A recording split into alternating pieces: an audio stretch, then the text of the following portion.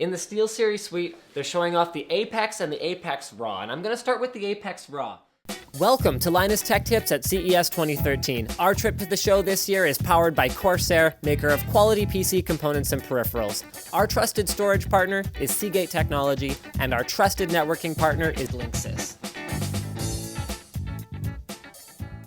Okay, guys, backlit keyboard has 2 layers of macro functionality. So check this out. We got macro keys here, you got 5. We have macro keys here, you've got 12. You can actually program those in 2 different ways, but we've seen this before.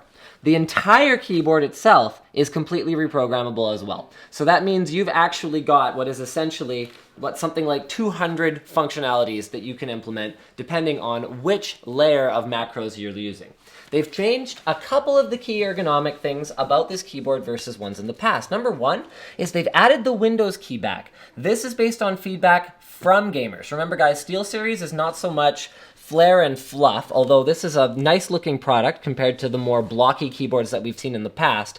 They actually designed for pro gamers. They've got a wide variety of teams they sponsor. So this is one of the key changes that might cause some debate, but remember guys, all the keys on the keyboard are reprogrammable, so don't worry too much about it.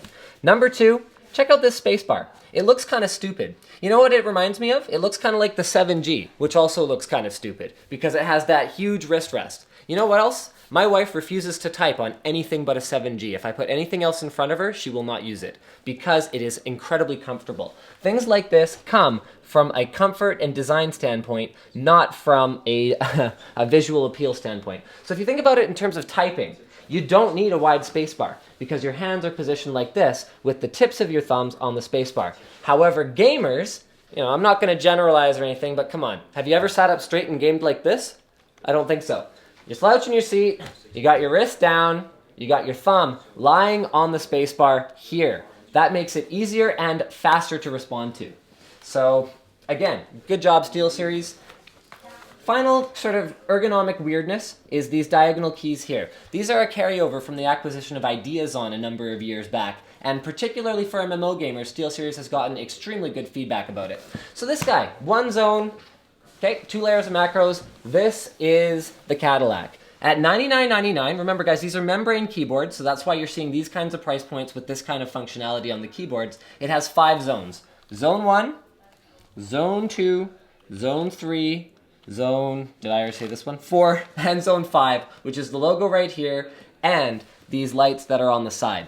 Cool thing about this one is it's got 4 layers, 10 macro keys here in addition to the ones up here, and you can actually change, depending on the layer you're in, what zones are illuminated. So if you go, okay, I'm an MMO player. I have my utility class, my attack class, I have my healer class, or whatever else. You can go, okay, I'm my attack character, whole thing goes red. So you know what you're doing. You can make sure that all the macros that you're going to be hitting are the ones that are optimized for the character you're using. Healer class, turn the whole thing white.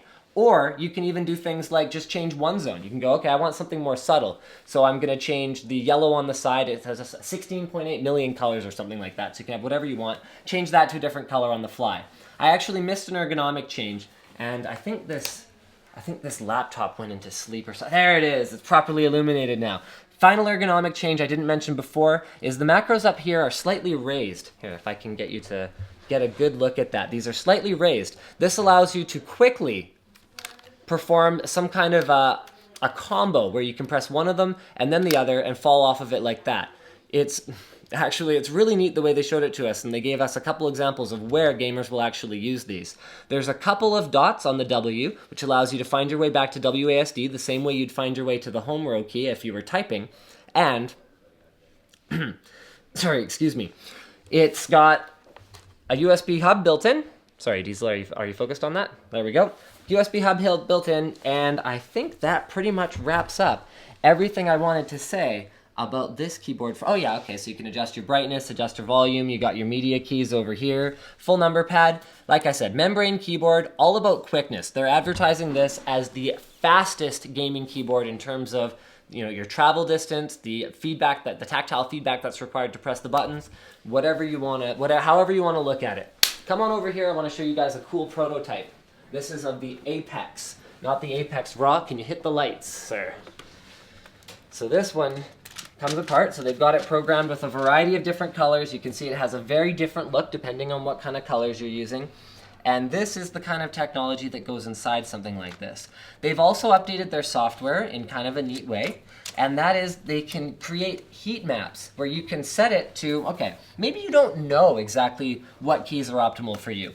You can have it set up heat maps while you're gaming to show you which parts of the keyboard you're using most on the software on your screen. So it might be able to give you tips like, okay, most of the keys you use are in here, and you're using R for reload still. You're not really using E that much. Why don't you change E to reload, save yourself 7% travel distance, and potentially actually make you a better gamer?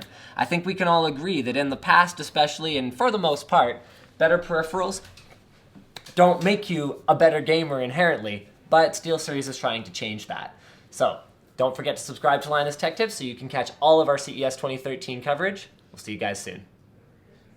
Thanks for watching Linus Tech Tips at CES 2013, powered by Corsair, Seagate Technology, and Linksys.